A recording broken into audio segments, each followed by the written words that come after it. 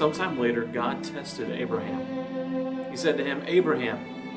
"Here I am," he replied. Then God said, "Take your son, your only son, whom you love, Isaac, and go to the region of Moriah. Sacrifice him there as a burnt offering on a mountain I will show you." Early the next morning, Abraham got up and loaded his donkey. He took with him 2 of his servants and his son Isaac. When he had cut enough wood for the burnt offering, he set out to the place God had told him about. On the 3rd day, Abraham looked up and saw the place in the distance. He said to his servants, "Stay here with the donkey while I and the boy go over there. We will worship, and then we will come back to you." Abraham took the wood for the burnt offering and placed it on his son Isaac, and he himself carried the fire and the knife. As the 2 of them went on together, Isaac spoke up and said to his father Abraham, "Father?" "Yes, my son," Abraham replied.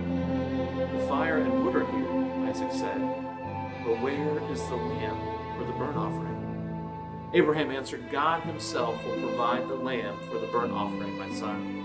And the 2 of them went on together. When they reached the place God had told him about, Abraham built an altar there and arranged the wood on it. He bound his son Isaac and laid him on the altar on top of the wood. And then he reached out his hand and took the knife to slay his son. But the angel of the Lord called out from heaven, "Abraham, Abraham." "Here I am," he replied. "Do not lay a hand on the boy," he said. "Do not do anything to him. Now I know that you fear God, because you have not withheld from me your son, your only son." Abraham looked up, and there in a thicket he saw a ram caught by its horns. He went over and took the ram and sacrificed it as a burnt offering instead of his son. So Abraham called that place, "The Lord will provide." And to this day it's said, "On the mountain of the Lord it will be provided." The angel of the Lord called to Abraham from heaven a second time and said, "I swear by myself, declares the Lord, that because you have done this and have not withheld your son, your only son, I will surely bless you and make your descendants as numerous as the stars in the sky and as the sand on the seashore. Your descendants will take possession of the cities of their enemies, and through your offspring all nations on earth will be blessed, because you have obeyed me." This passage doesn't fit well with our modern understandings and sensibilities. It doesn't even fit really well with who God has revealed himself to be in the life of Abraham so far. A God who sees suffering, who is faithful to show up, who is committed to keeping his promises, is now the God who's saying, "Give your promise up by killing it." Something feels off. It's uncomfortable. I've been at the campground a couple of weeks ago, and I've learned there that I can often be uncomfortable in situations at the campground, and most of them have to do with plumbing issues. Past couple of times I've been, there was a broken water knob, so the shower turned on, but it would never turn back off. Last time we were there, we had several adventures with a water heater that was no hot water, then no water, and then water all over the floor kind of things. And there was one time that may have been the worst, where I was in a place and I was going in to get a shower, and I turn it on, and it's just coming out every once in a while and like bursts, kind of like that. It was almost as if it was on a really terrible massage setting, and the water kept coming out, and it would come out. When it finally came out, it came out like hard enough to hurt when it would get you. And after trying to take a shower and not getting through this, I'd had enough after a couple tries, and so I turned the water off and removed the shower head to see if I could tell what was going on. And when we turned the water back on, it came out full blast through that thing. It just kind of got you everywhere. And so there wasn't anything that was dry after that point. But even though we were soaking wet after working on it, it was good that we had done that, because inside the shower head was this buildup. You get this sometime, right? When you're in your showers, there's this buildup in there, and the buildup had clogged the holes in the shower head so that there was nothing that could get through until the pressure kind of built up enough that it would kind of blast through it, and then it would close back up again. And after cleaning that out, after wrestling around with the shower head when we didn't have the right tools, after getting soaking wet, after all of that, I had the best shower when it was done. It just flowed good, the pressure was just right, and it was great. And it was worth wrestling with the uncomfortableness of fixing the shower in order to get to that point. And so I'm asking you up front, be willing to wrestle with the difficult passage that we're looking at today. Be willing to be uncomfortable for a little bit. Because over thousands of years of wrestling with this specific passage of Scripture, incredible revelations of who God is and who we are have come out of it. One thing to note right at the beginning is that Abraham had learned to be attentive to God in his relationship with him. When God comes to test Abraham, which is a good thing to note, it's a test, it's not a legit thing. He responds with, "Here I am." Now, "here I am" is not a geographical thing necessarily, like, "Hey, I'm here in this room," like my wife calls for me in the house to see where I'm at. It's, "Here I am" positionally. I am here. I am ready to obey. I am ready to serve. I am attentive to whatever it is you want to say. Abraham had learned to listen to the call of God and for his voice. And his attentive ears heard a call to take the son of promise, this tangible, incredible miracle that had shown up in Abraham's life just as God had promised, even if it wasn't on the timetable that Abraham had hoped for. Here was Isaac, the realization of all of Abraham's hopes, his legacy. It was the joy of his life. It was his son whom he loved. And when God starts to bring him up, Abraham's probably thinking, "I like where this is going. Keep giving, Lord. You followed through before. Every time you show up, you give me these incredible promises. Keep them coming." But God asks the unthinkable instead. He asks for Abraham to worship him with a sacrifice. And that sacrifice would be Isaac. He's literally asking him to give the promise back. Have you ever been where Abraham was at this place? He's been seeking God. He's been attentive, and God responds by blessing you, maybe even giving you exactly what you asked for, exactly what you've desired. And it's incredible when God gives these gifts, but sometimes the gift can become more important than the giver. And we start to worship it more than we worship the one who gave it. We worship it by giving our time, our money, and our devotion to these gifts. I had a friend whose son was pretty good at baseball, at kind of prodigy level, at least for our small community, baseball skills. And they had been so active in church all the time. They were there whenever the doors were open. They were serving. They were doing all these things. And then they realized that God had given this incredible gift of baseball skills. And suddenly that gift became the most important thing in their lives. They started hiring private coaches instead of giving generously. They were at practice all the time. And when there was ever not practice, they were in a tournament. So we went from seeing them all the time to never seeing them. When we asked why, they literally came out and said, "Because this is more important." Maybe for you it's not a skill, but it's a relationship. You finally have the best. You've been praying and praying, and God has blessed you with someone who is attentive to your needs. They get you. They have a great sense of humor. They're easy on the eyes. All of the things you ever wanted is in this person. And suddenly that relationship starts to displace the relationship you have with God. Who do you trust for your happiness? Who do you go to first when things are going wrong? Who gets your time, your energy, your devotion? If we're honest, most of us would prefer Jesus to come and give gifts and kind of follow us around than for us to follow him. Because when Jesus follows us around, it looks like this. "Hey, Jesus, I'm looking for a new job. Can you bless me with some good contacts and references over here? Maybe open a door to a job that's got a 401k that I haven't had before. Jesus, I'm really hoping that this relationship goes well. Can you help me on this first date?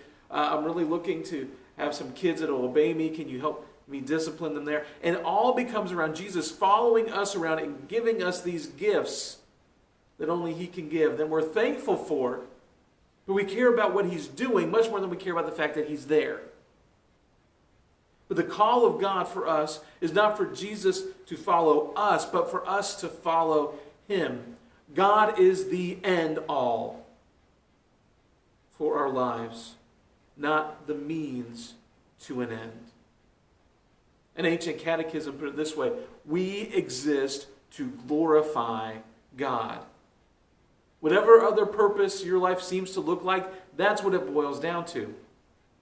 And so Abraham is here now being asked to give this gift, this very miraculous promise, back to the one who gave it. And the key word here is that this is a test, which helps to clear up some of the discomfort. But what is Abraham actually being tested about? It's a test of faith. You see, faith is trust that actively does something. And so in this case, faith in God is a trust that actively obeys. That says, can you put down the thing you can't let go of? Because He asked you to. Can you put down the very thing that God blessed you with? Because He asked you to. A sacrifice is a literal act of worship. I have what I have, and I place it in the hands of the one I am sacrificing to. I give it away. I relinquish it for myself. And the burnt offerings in the day were even a step further, because a burnt offering, there wasn't anything set aside that you could take back home as a remembrance. There wasn't even anything set aside for priests or others as kind of like payment for their services. A burnt offering was an offering that showed total devotion because it was totally consumed. There was nothing to be left. Total devotion isn't something that we practice a lot today. We have, sayings like don't put all your eggs in one basket. And so we want diversified portfolios, and we want diversified experiences, and we even, in a lot of situations now, this idea of multiple relationships is like, well, if this one doesn't work out, at least I still have this one. This one's good for this part of my life, but they don't satisfy me this way, so I'm going to pick and choose and get all of these other things because I don't want to be totally devoted to one thing. Unless maybe it's ourselves. A lot of times I think we're scared about what it would mean to go all in anything. Star Wars teaches us that fear ultimately leads to suffering. And it's ironic that a lot of the things that we fear we are scared that we're going to suffer. And yet that fear is what leads to the suffering we're scared of. We're scared that what if what I am hoping for doesn't work out? What if God doesn't pull through? What if things aren't going to be what I hoped for? Can I live with that?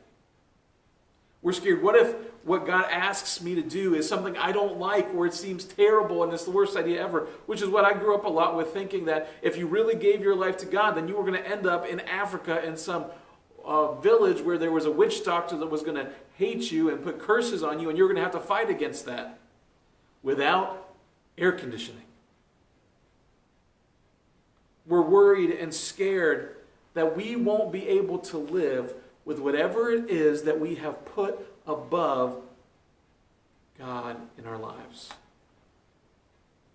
How am I going to get by without the money in the bank? How am I going to get by without this person in my life? How am I going to survive if I give up on that dream? Or if I surrender my future? When you read through the passage, you notice there's a lot of time that actually goes by. Several days go by. And yet there's not a lot of talk. There seems to be a lot of silence in the passage. For a lot of us, when we are quiet like that in these heavy, weighty moments, our minds start to wander, or we go over things over and over again. And I wonder how often Abraham had reasons to think about his fears as they walked. He'd waited decades for this child. He was now over 100 years old. It had taken a literal move of God for Isaac to be born. How was it ever going to happen again? How could he cause pain to the one he loved so much? And what if Isaac said no to this whole process? I mean, Isaac is, at the youngest, a teenager. And Abraham's in his hundreds. I don't think Abraham was the wrestling champion in his family anymore. But Abraham was all in, even when it didn't make sense. The wood was ready to go, so once God revealed the place, there wasn't going to be a pause. Well, let's go figure out what we need to do to have this. He trusted God to work out the problems, even as he was obedient. Yes, this command seemed out of character for Abraham's God, but the other gods around called for this regularly. And he didn't know what waited ahead, but he had enough relationship with God to trust that God was good. And so in verse 5, Abraham reveals his faith. We will worship and we will come back. Did you catch that? Abraham fully expects he and Isaac to both go and worship in this act of sacrifice, and then both still return back to the servants at the end of the day. Hebrews 11:19 puts it this way. It says, Abraham reasoned that God could even raise the dead. This is some faith. And so they continued on their journey, on this trip that didn't make sense. You think God would just tell them exactly where to go and put it in the GPS and they would get there, but instead they were supposed to head in a certain direction, and then God would reveal where he was supposed to go and do this incredibly hard thing. And it took 3 days to finally get there. 3 days in the Old Testament is preparation time for an important event. And so it would seem that this was the time needed to get everything ready for what was about to happen, and yet something seemed to be missing that didn't make sense. And so Isaac asks the logical question, where is the lamb? We've come to offer a burnt offering, but we don't have an offering. And Abraham's answer to that logical question is anything but logical. He says, God will provide. Name me someone who is worshipped, who provides everything needed for the worship to the worshiper. In other words, they provide the very sacrifice they have requested. When I was able to go as a delegate to the General NYI convention many years ago, we had saved up some money so that at the end we could go to this place that somebody had told us about called Fogo de Chão. It's a Brazilian steakhouse, and it is incredible. Now, you pay for it. The price is very steep, at least for what I would consider steep. But you walk in, and it's like walk around with all kinds of different cuts of meat on skewers, and they take a sword and they slice it and they put it on your plate. And you keep this little medallion thing, and if you keep the medallion thing on green for go, they just keep coming by and keep giving you more and giving you more. Whatever kind you want, when they come by, you ask for it, and they'll get it and they'll put it on your plate. And you eat so much that you literally start to sweat by the time you're done. It is so incredibly good.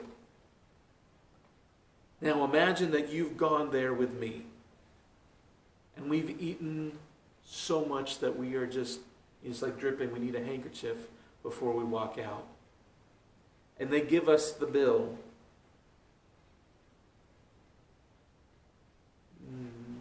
Knowing we don't have anything. And then when they hand us the bill with one hand, in the other hand they hand us the exact amount of money needed to cover the bill and the tip. It doesn't make sense. It's a horrible business model. And yet that's what Abraham believed was going to happen somehow in this moment. Abraham's all-in trust wasn't just something he spoke. It revealed itself in the total surrender he acted out. In silent, heavy moments, Abraham prepares an altar, binds his son, who in some way had to cooperate in this, and raises the knife. And to anyone who had walked by or had their drone spotted on this, it would have looked like he was a murderous fool. Why lose the promised son? God is forgiving, right? He'll get over it. Why would you do this? Why would you give up your legacy? This seems incredibly unreasonable and foolish. But more than God's gifts, Abraham wanted God himself. And he trusted in who God was, even in the midst of a situation that didn't make sense to him. And so God does what Abraham trusted him to do. God provided. There in the bushes, after telling Abraham to stop, is a ram ready and waiting. And Abraham names the place a name he gave to God. Jehovah Jireh. The Lord will provide. Literally in Hebrew, it's God foresees. And it's not just like, oh, he sees in the future. It's like, no, God foresees and he prepares provisions in advance for what he's seen. In other words, he is already working on whatever problem you have in your life, and he started working on it before it ever existed. This is the same word that's used in the start of Psalm 23. The Lord is my shepherd, I shall not want. When the God who sees in advance and prepares provision is your God, you shall not want. The Message version of Ephesians 1 puts it this way. Long before God laid the earth's foundations, he had us in mind. Long, long ago, he decided to adopt us into his family. He thought of everything, provided for everything we could possibly need. In other words, we can trust him. Because the test for Abraham was about his faith, but the test for us is about our faith too. Are we willing to put our trust into action? Do you trust in the gifts you've been given? The things that you love more than God? Or do you trust him the most? Mark Batterson is a pastor and author, a friend of our district. And when he was growing up, he was at the University of Chicago and had to declare a major. And he picked one that was like everything he loved was this major: politics, economics, rhetoric, and law.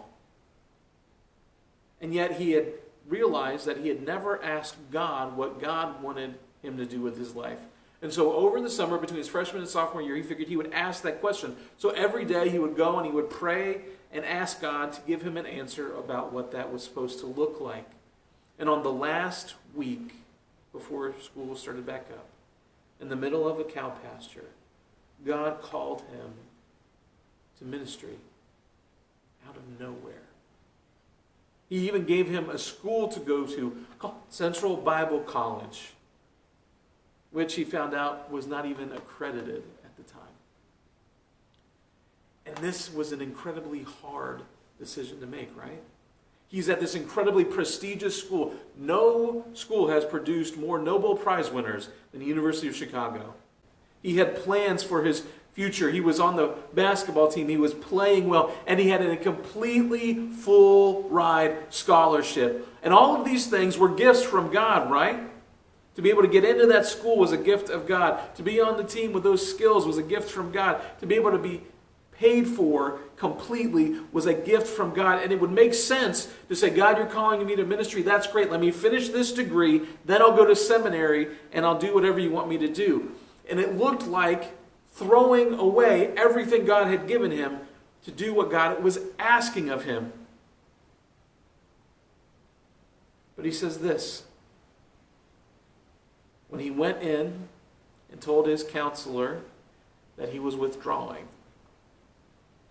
he said, I felt like I was giving everything up. but I wasn't giving anything up. You aren't giving anything up if you are walking in the will of God. You have not sacrificed a thing.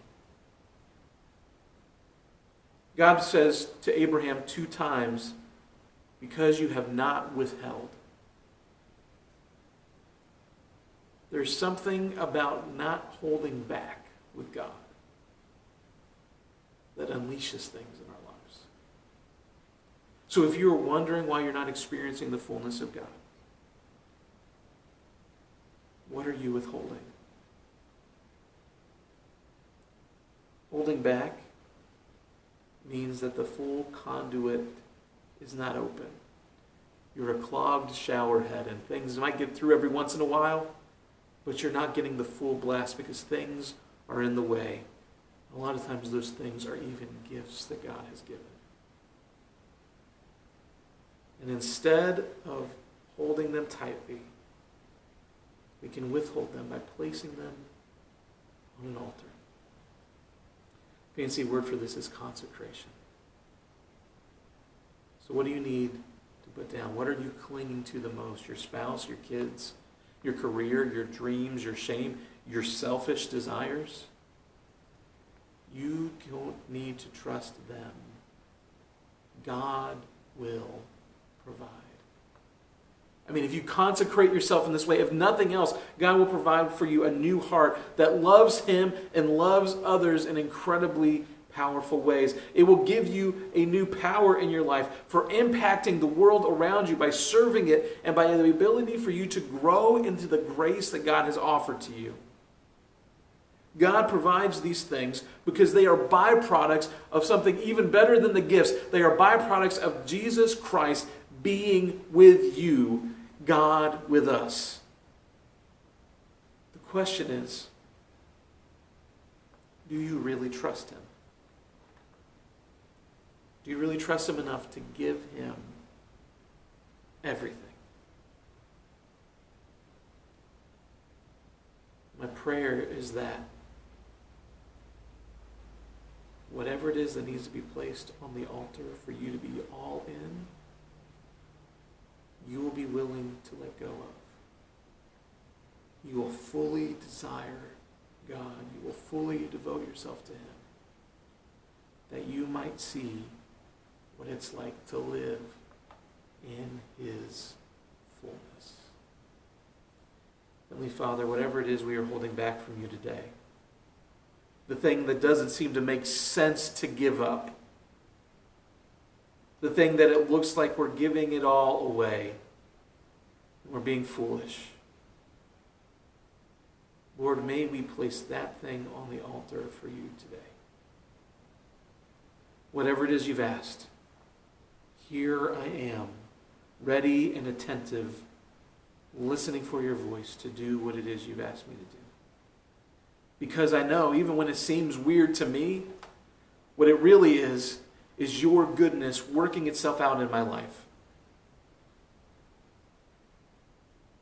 It's you drawing me closer to you, making sure that the most important thing for me isn't what I've received, but in who I belong to. And all those other things just get added on as byproducts of being yours. Lord, help us to place down anything that would put itself ahead of you. Help us to focus on the giver more than the gifts. And help us to be ready to trust you so much that even when things don't make sense, we're willing to obey.